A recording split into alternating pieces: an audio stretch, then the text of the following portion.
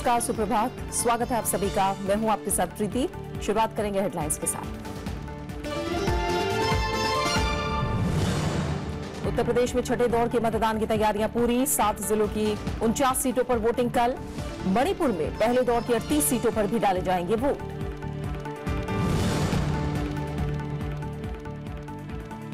देश में असहिष्णुता के लिए नहीं है कोई जगह। कोच्चि में के.एस. राजामौली मेमोरियल लेक्चर में बोले राष्ट्रपति। विश्वविद्यालयों में तर्कसंगत बहस पर जोर। पंजाब सरकार पर सुप्रीम कोर्ट सख्त, कहा बनानी होगी सतलुज यमुना लिंक नहर। पंजाब की केंद्र से मध्यस्थता की अपील।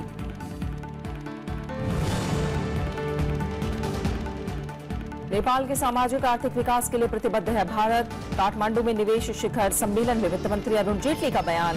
राष्ट्रपति विद्यादेवी भंडारी और प्रधानमंत्री प्रचंड से भी की मुलाकात।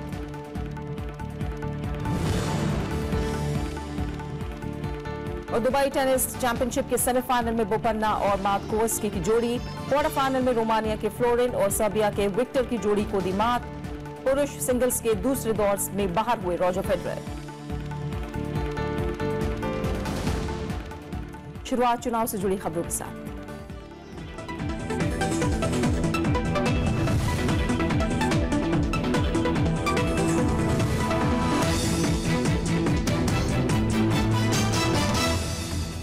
उत्तर प्रदेश में छठे दौर के लिए कल मतदान होगा। चुनाव आयोग ने इसके लिए तैयारियां पूरी कर ली हैं। प्रचार थमने के बाद अब उम्मीदवारों ने घर घर जाकर वोट मांगने का सिलसिला शुरू कर दिया है।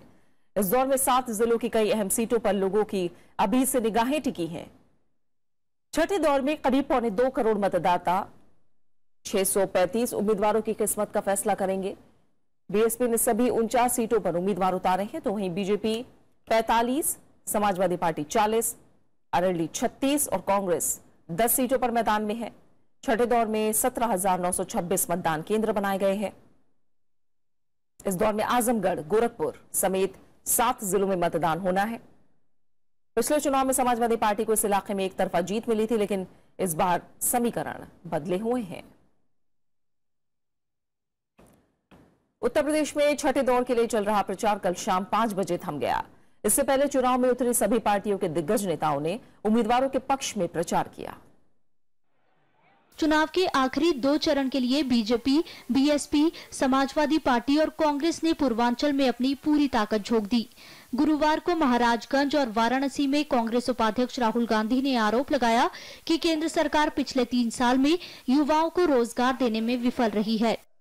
जहां भी जाओ उत्तर प्रदेश में, किसी भी डिस्ट्रिक्ट में, किसी भी शहर में युवाओं से पूछो क्या करते हो, हाथ हिला के ऐसे कहते हैं कुछ नहीं करते हैं। बलिया में मुख्यमंत्री अखिलेश यादव ने अपनी सरकार के तमाम काम गिनाते हुए दावा किया कि प्रधानमंत्री के पास बताने के लिए कुछ भी नहीं है। उधर बीएसपी प्रमुख मायावती ने 7वें दौर के लिए रैलियां की। उन्होंने चंदौली और बदौही में रैलियों में विरोधी पार्टियों की जमकर आलोचना की। मायावती ने प्रदेश सरकार और केंद्र सरकार को हर मोर्चे पर नाकाम करार दिया। ऐसे हालातों में अब बीजेपी अपने किसी भी चेहरे को प्रदेश के मुख्यमंत्री के रूप में पेश करने की अपनी अभी तक की हिम्मत नहीं दिखा पा रही। बीजेपी अध्यक्ष अमित शाह ने आजमगढ़ में चुनावी रैली की और गोरखपुर में रोड शो में शामिल हुए। अमित शाह ने कहा कि समाजवादी सरकार से परेशान लोग बीजेपी के साथ हैं।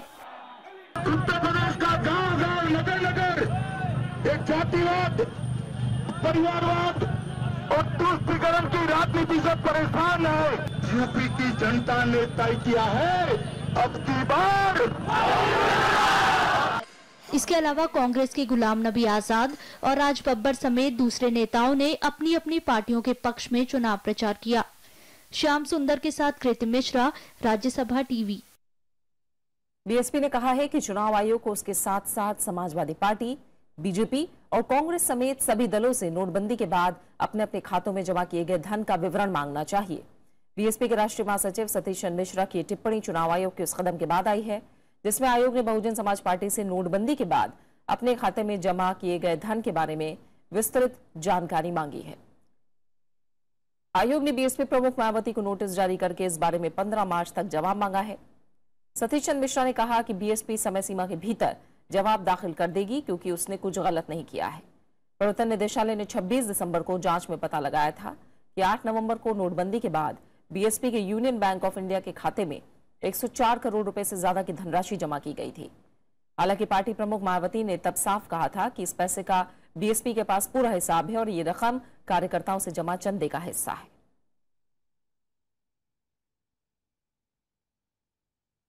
मणिपुर में पहले दौर के लिए भी मतदान की तैयारियां पूरी हो गई हैं। 4 फरवरी को 38 विधानसभा सीटों पर मतदान होना है। प्रदेश में कल चुनाव प्रचार थम गया। पहले दौर के लिए कांग्रेस समेत सभी पार्टियों ने प्रचार में पूरा जोर लगा दिया। मणिपुर में 4 मार्च को पहले दौर के मतदान के लिए प्रचार थमने के बाद मतदाता अब वोट डालने का मन बना चुके हैं। मणिपुर में मोटे तौर पर इस बार आर्थिक नाकेबंदी, विकास, बेरोजगारी और भ्रष्टाचार ऐसे बड़े मुद्दे हैं जो मतदाताओं के मिजाज को प्रभावित कर रहे हैं। Rampant corruption is there. A change happening in the form of governance, polity. Some problems here in my place. There is no any. There's good things that I can, but I have to choose one of them. It is better. इस दौर में कांग्रेस के प्रदेश अध्यक्ष TN. Haokip, BJP उपाध्यक्ष शरद चंद्र और इरोम शर्मिला की प्रजा party के संयोजक इरेंद्रो लाइचोम्बम समेत कई दिग्गजों की किस्मत का फैसला होना है। इस दौर में कुल 168 उम्मीदवार मैदान में हैं। चुनाव आयोग पूरी तरह मुस्तैद है और विद्रोही संगठन अब तक चुनाव को लेकर शांतिपूर्ण रवैया दिखा रहे हैं। सबसे अच्छी बात यह है कि इस समय सारे समूहों ने यह किया है कि वे लोगों से अपील कर रहे हैं कि लोग चुनाव में भाग लें और इसका मतलब यह है कि चुनाव स्वच्छ होगा और चुनाव शांतिपूर्ण होगा। राज्यसभा टेलीविजन के लिए कैमरा पर्सन प्रशांतों के साथ इम्फाल से अखिलेश सुमन।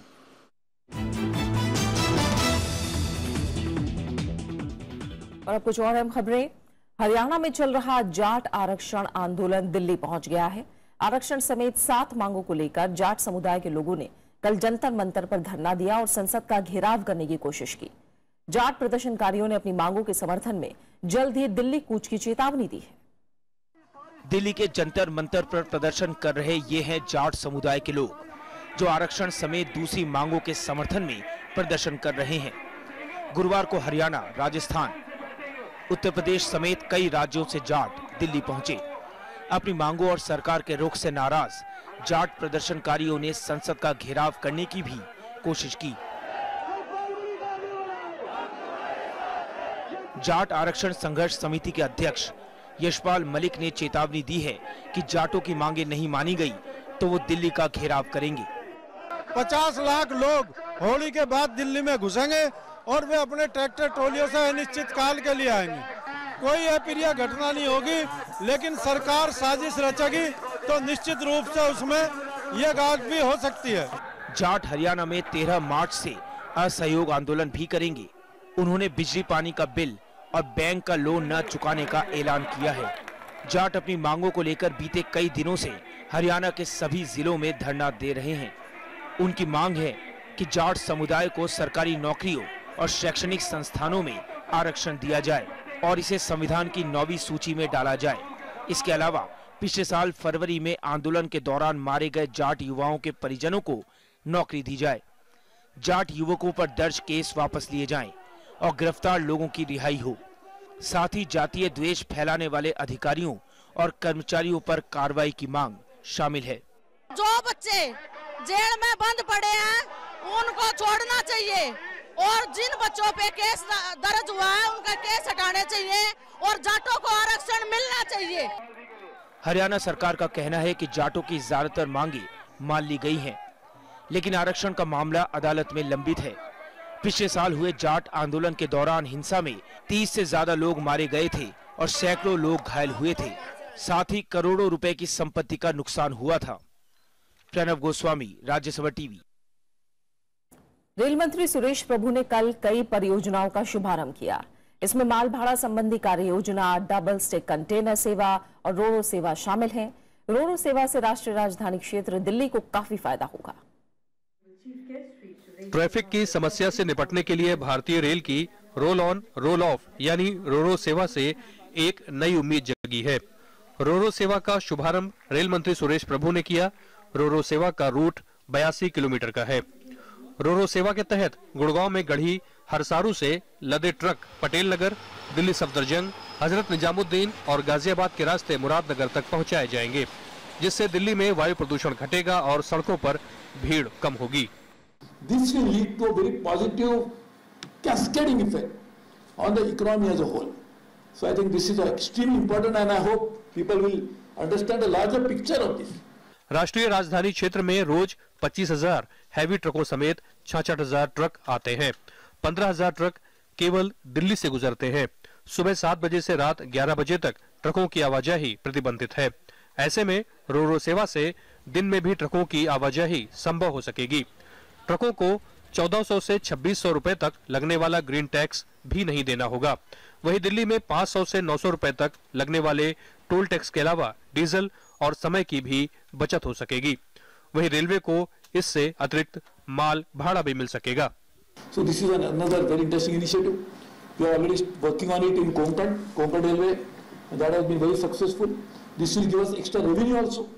रेलवे ऑनलाइन टिकट बुकिंग में आधार को भी अनिवार्य करेगा। 1 अप्रैल से वरिष्ठ नागरिकों को छूट लेने के लिए अपना आधार नंबर देना होगा। इसका मकसद दलालों पर रोक लगाना है। अरविंद कुमार सिंह, राज्यसभा टीवी, दिल्ली। दिल्ली विश्वविद्यालय में आईएसआ के मार्च के जवाब में एबीवीपी ने कल मार्च निकाला। विरोध प्रदर्शन को देखते हुए डीयू कैंपस में भारी सुरक्षा बल तैनात है। वहीं इस मुद्दे पर राजनीतिक बयानबाजी भी जारी है। डीयू बचाओ का नारा लगाते ये हैं एबीवीपी के छात्र, जिन्होंने भारी सुरक्षा के बीच दिल्ली विश्वविद्यालय में गुरुवार को मार्च निकाला। कि दिल्ली विश्वविद्यालय में देश विरोधी नारेबाजी 21 फरवरी को की गई। पिछले साल 9 फरवरी को जेएनयू में देश विरोधी नारेबाजी वामपंथियों के द्वारा की गई थी। हमारा दिल्ली विश्वविद्यालय प्रशासन से, दिल्ली पुलिस से और केंद्र सरकार से हमें मांग करते हैं, दिल्ली सरकार से मांग करते हैं कि ऐसे देशद्रोही तत्वों के खिलाफ तुरंत कार्रवाई की जाए। इससे पहले मंगलवार को लेफ्ट छात्र संगठनों ने डीयू में मार्च निकाला था। दिल्ली विश्वविद्यालय की घटना को लेकर राजनीतिक दलों के बीच भी बयानबाजी तेज हो गई है। आपकी बात से सहमत नहीं होने वालों की मार पिटाई की जाती है, ये देश हित के खिलाफ है, ये नहीं होना चाहिए। अपनी बातें कहने का जनता फैसला करेगी कि आप सही कह रहे हैं या गलत कह रहे हैं। कोर्ट के सामने ये साबित हो चुका है कि जो वीडियोस जो दिखा रहे वो सब वीडियोस जो है डॉक्टर्ड है। तो क्या बातें कर रहे हैं? वो कौन होते हैं? अपने आप को अपॉइंट कर ले कि भाई हम तय करेंगे कौन है देशभक्त, कौन है देशद्रोही। वही केंद्र सरकार का कहना है कि राष्ट्रवाद को गलत नहीं ठहराया जा सकता। अगर राष्ट्रवाद पे विवाद होगा तो निश्चित रूप से उस बहस में हम लोग हिस्सा लेंगे और इसका कारण बड़ा स्पष्ट है कि भारतीय जनता पार्टी की इस देश के प्रति और लगाव के प्रति जो मूल विचारधारा है उसमें कोई देश को तोड़ने की बात करता है तो निश्चित रूप से हमारी पार्टी का जो रवैया है हम लोग उसको आगे रखेंगे। दिल्ली के रामजस कॉलेज में वाम दलों के छात्र संगठनों की ओर से पिछले हफ्ते सेमिनार का आयोजन किया गया था, जिसका एबीवीपी ने विरोध किया था। इसको लेकर मारपीट हुई थी। अनु दीवान, राज्यसभा टीवी। केरल के कोझिकोड जिले में आरएसएस के दफ्तर के बाहर धमाका हुआ है। नदापुरम के पास कल्लाची इलाके में स्थित आरएसएस कार्यालय पर गुरुवार रात करीब 8:30 बजे धमाका किया गया।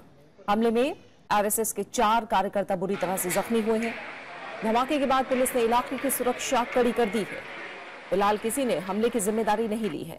यह हमला आरएसएस नेता कुंदन चंद्रावत के उस बयान के बाद हुआ जिसमें उन्होंने वामपंथियों पर राज्य में अत्याचार का आरोप लगाया था और केरल के मुख्यमंत्री पी विजयन को लेकर विवादित बयान दिया था।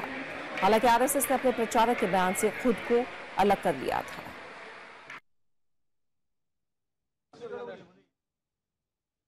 आप बने रहे हमारे साथ, लौट रहे एक छोटे से ब्रेक के बाद।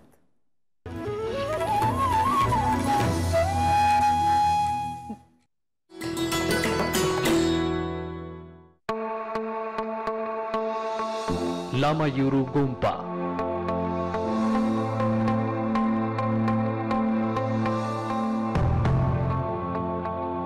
तकरीबन 1100 साल पुराना बौद्ध मठ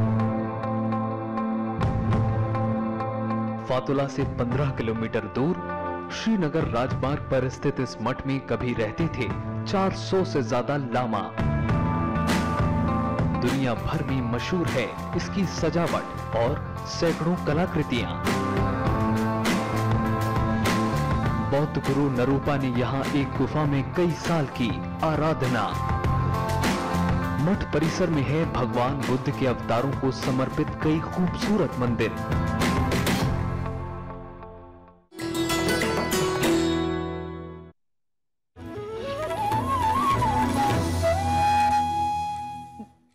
कांग्रेस ने बीएमसी में मेयर पद के लिए उम्मीदवार उतारने का फैसला किया है। मुंबई कांग्रेस अध्यक्ष संजय निरुपम ने पार्टी उम्मीदवार के समर्थन में के लिए समाजवादी पार्टी और एनसीपी से संपर्क किया है। निरुपम ने बताया कि एनसीपी और समाजवादी पार्टी के नेता पार्टी के भीतर चर्चा के बाद अपना जवाब देंगे। उन्होंने ये भी कहा कि कांग्रेस उम्मीदवार का नाम 1-2 दिन में तय हो जाएगा। वहीं एनसीपी ने बीएमसी में शिवसेना और बीजेपी को समर्थन नहीं करने का फैसला किया है।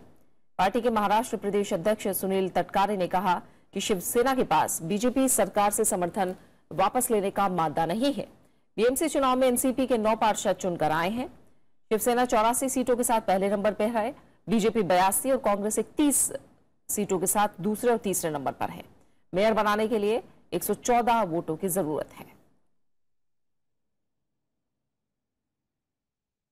राष्ट्रपति प्रणब मुखर्जी ने कहा है कि विश्वविद्यालय बहस की जगह है, यहां हिंसा का कोई स्थान नहीं है। कोच्चि में कल एक कार्यक्रम में उन्होंने कहा कि छात्रों और शिक्षकों को तर्कों के साथ चर्चा में हिस्सा लेना चाहिए। राष्ट्रपति ने कहा कि विश्वविद्यालयों में रचनात्मकता और आजाद ख्यालों को बढ़ावा मिलना चाहिए। राष्ट्रपति का यह बयान दिल्ली के रामजस कॉलेज में हुई हिंसा के बाद आया है।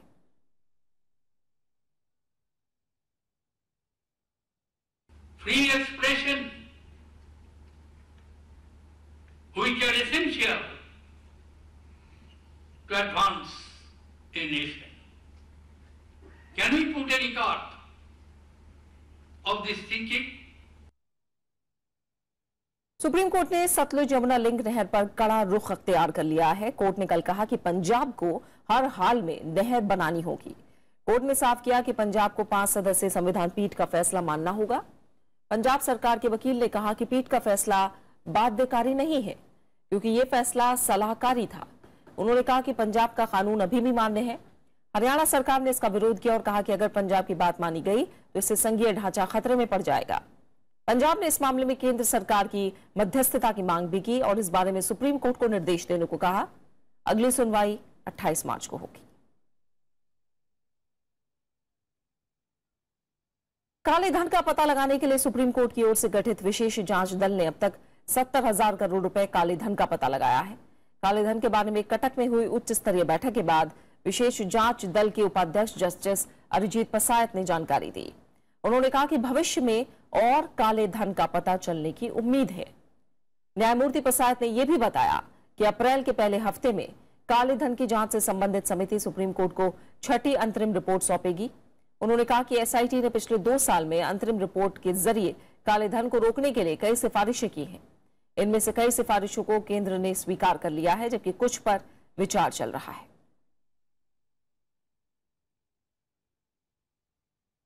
केंद्रीय वित्त मंत्री अरुण जेटली ने कहा है कि भारत अपने पड़ोसी मुल्क नेपाल में निवेश को लेकर प्रतिबद्ध है। नेपाल की राजधानी काठमांडू में 2 दिवसीय नेपाल निवेश सम्मेलन का आयोजन किया गया है। गुरुवार को सम्मेलन में अरुण जेटली ने कहा कि भारत नेपाल की वृद्धि की संभावनाओं में भागीदारी करना चाहता है। इसके लिए भारत पनबिजली, सिंचाई, शिक्षा और सड़क समेत मुख्य क्षेत्रों में निवेश करने के लिए तैयार भी है। उन्होंने ये भी कहा कि भारत नेपाल को अपने रेल नेटवर्क से जोड़ना चाहेगा। सम्मेलन में उन्होंने बताया कि जीवन की गुणवत्ता में सुधार और रोजगार पैदा करने के लिए निवेश बहुत जरूरी है। अरुण जेटली ने कहा कि भारत ने 1991 में आर्थिक उदारीकरण की नीति अपनाई थी, जिसका फायदा 26 साल बाद उच्च आर्थिक वृद्धि के रूप में मिल रहा है।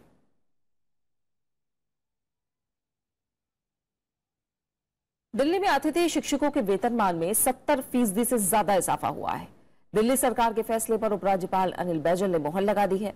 हालांकि इस बढ़ोतरी का फायदा उन्हीं शिक्षकों को मिलेगा जिन्होंने central teacher eligibility test pass किया है। दिल्ली में सरकारी विद्यालयों में करीब 17,000 अतिथि शिक्षक हैं।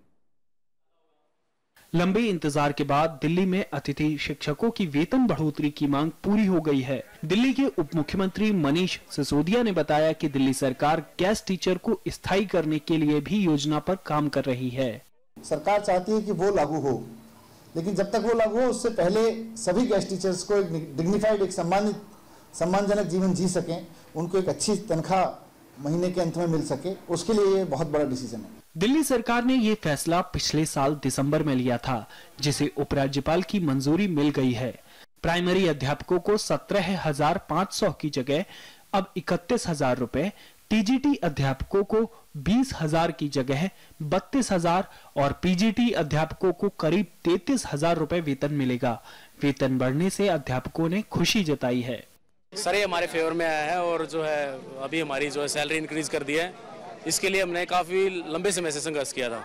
आज जैसे सर ने बोला है और कल अगर हमें सर्कुलर या विद इन 1 वीक मिल जाता है तो हम भी थोड़े सेटिस्फाई हो जाते हैं। दिल्ली सरकार शुक्रवार को इस बारे में नोटिफिकेशन जारी करेगी, जिसके बाद से अध्यापकों को बढ़ा हुआ वेतन मिलने लगेगा। नवविक्रम सिंह, राज्यसभा टीवी। भारतीय नौसेना ने देश में बनी पनडुब्बी कलेवरी से पहली बार अंडर वाटर मिसाइल का सफल परीक्षण किया। गुरुवार को सबमरीन कलेवरी ने अरब सागर में सफल प्रक्षेपण किया।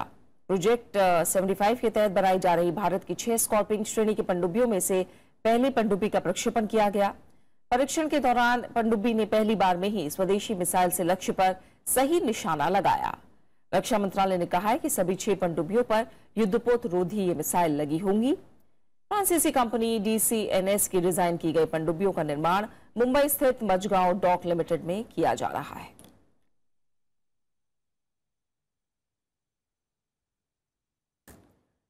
भारत और अमेरिका ने रणनीतिक साझेदारी और मजबूत करने पर चर्चा की है। वॉशिंगटन में विदेश सचिव और अमेरिका के राष्ट्रीय सुरक्षा सलाहकार के बीच मुलाकात में रक्षा साझेदारी को विस्तार देने पर चर्चा हुई। विदेश सचिव ने भारतीयों की सुरक्षा का मुद्दा भी उठाया। ट्रंप के राष्ट्रपति चुने जाने के बाद जयशंकर की ये तीसरी अमेरिकी यात्रा है। अमेरिकी दौरे पर गए विदेश सचिव एस जयशंकर की मुलाकात वहां के राष्ट्रीय सुरक्षा सलाहकार HR मैकमास्टर से हुई। ये मुलाकात इसलिए अहम है कि मैकमास्टर 10 दिन पहले ही अमेरिका के राष्ट्रीय सुरक्षा सलाहकार बने हैं। दोनों अधिकारियों ने रणनीतिक रिश्तों को विस्तार देने पर चर्चा की। इनमें सुरक्षा, आतंकवाद का खात्मा और रक्षा साझेदारी के मुद्दे अहम रहे।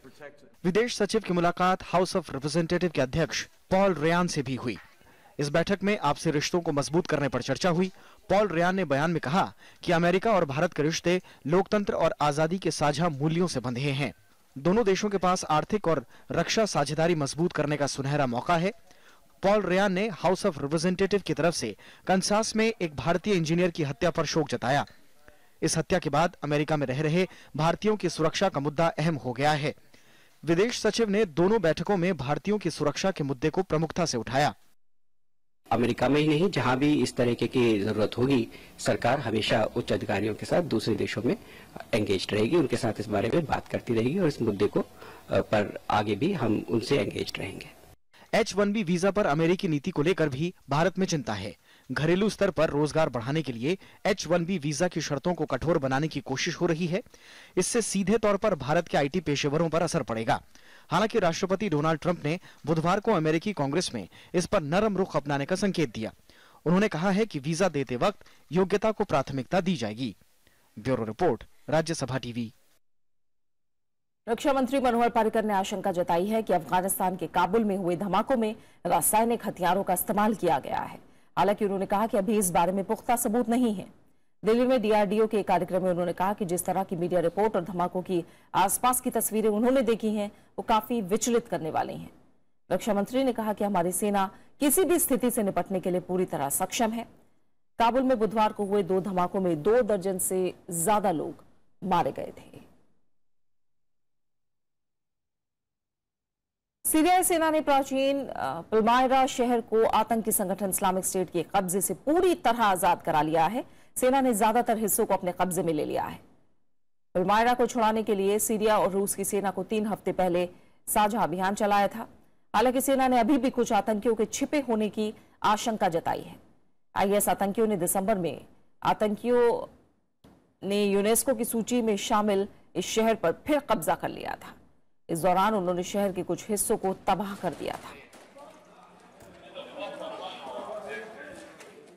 मिस्र के पूर्व राष्ट्रपति होस्नी मुबारक को 2011 के विद्रोह के दौरान प्रदर्शनकारियों की हत्या के मामले में बरी कर दिया गया है। मिस्र की शीर्ष अपीलीय अदालत ने कल यह फैसला सुनाया। मुबारक को 2012 में दोषी ठहराए जाने के बाद उम्र कैद की सजा सुनाई गई थी, लेकिन इस केस की 2 बार फिर सुनवाई हुई। अपील कोर्ट का फैसला अंतिम होगा। इसके बाद 88 साल के बुजुर्ग होस्नी मुबारक को हिरासत से रिहाई मिल सकती है। फिलहाल वो एक सैन्य अस्पताल में नजरबंद है। 2011 में काहिरा समेत मिस्र के कई शहरों में विरोध प्रदर्शन हुए थे, जिनमें 800 से ज्यादा लोगों की जान गई थी। 18 दिन तक चले प्रदर्शनों के बाद 30 साल तक सत्ता में काबिज रहने के बाद मुबारक को राष्ट्रपति पद छोड़ना पड़ा था। और अब बात खेलों की। रोहन बोपन्ना और पोलैंड के मार्सिन मातकोव्स्की की जोड़ी दुबई टेनिस चैंपियनशिप के सेमीफाइनल में पहुंच गई है। उन्होंने क्वार्टर फाइनल में फ्लोरिन मार्जिया और विक्टर ट्रोइस्की की जोड़ी को 6-3, 6-4 से हराया। बोपन्ना का इस सीजन में शानदार प्रदर्शन जारी है। उन्होंने सीजन के शुरू में हमवतन जीवन नोदुचेशियन के साथ मिलकर चेन्नई ओपन का खिताब जीता था। सेमीफाइनल में बोपन्ना और मातकोव्स्की का मुकाबला पेस और लोपेज और नेस्टर एडवर्ड के मुकाबले के विजेता से होगा। अब बात खास शख्सियत की। हिंदी फिल्म संगीत के इतिहास में 50 का दशक शंकर जयकिशन, नौशाद, एस.डी. बर्मन और ओ.पी. नैयर जैसे बड़े संगीतकारों के नाम रहा। लेकिन इन चमकते सितारों की भीड़ में एक संगीत का संघर्ष करके अपने आप को स्थापित करने में लगे थे, वो थे रवि। आज उनकी जयंती है। कहानी की मांग और गीत के मुताबिक धुनें तैयार करने में रविशंकर शर्मा का कोई सानी नहीं था। सबसे पहले रवि साहब पर हेमंत कुमार की नजरें इनायत हुई और उन्हें फिल्म आनंद मठ के कोरस में संगीत देने का मौका मिला। 1955 में उन्होंने अपनी पहली फिल्म अलबेली में संगीत दिया और हेमंत कुमार की आवाज का बेहतरीन इस्तेमाल किया। उन्हें पहली सफलता फिल्म वचन से मिली।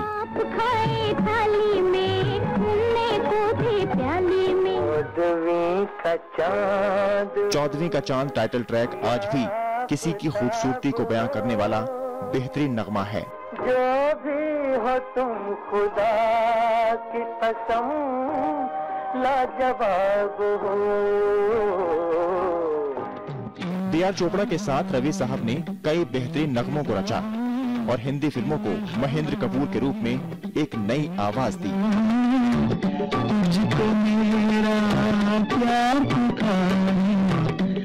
उन्होंने गुमराह, वक्त, निकाह और तवायफ जैसी फिल्मों के लिए संगीत दिया। आज भी जब बारात निकलती है तो उनके कंपोज किए गए इस गाने के बिना पूरी नहीं होती।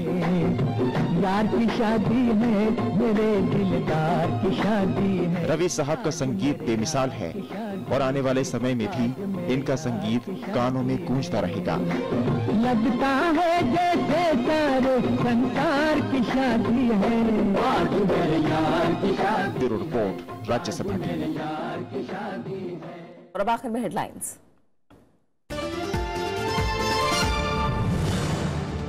उत्तर प्रदेश में छठे दौर के मतदान की तैयारियां पूरी। 7 जिलों की 49 सीटों पर वोटिंग कल। मणिपुर में पहले दौर के 38 सीटों पर भी डाले जाएंगे वोट। देश में असहिष्णुता के लिए नहीं कोई जगह। कोच्चि में के.एस. राजामौली मेमोरियल लेक्चर में बोले राष्ट्रपति, विश्वविद्यालयों में तर्क संगत बहस पर जोर।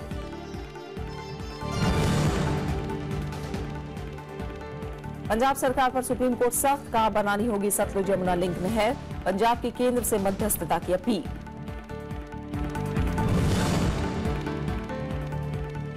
नेपाल के सामाजिक आर्थिक विकास के लिए प्रतिबद्ध है भारत। काठमांडू में निवेश शिखर सम्मेलन में वित्त मंत्री अरुण जेटली का बयान। राष्ट्रपति विद्या देवी भंडारी और प्रधानमंत्री प्रचंड से भी की मुलाकात।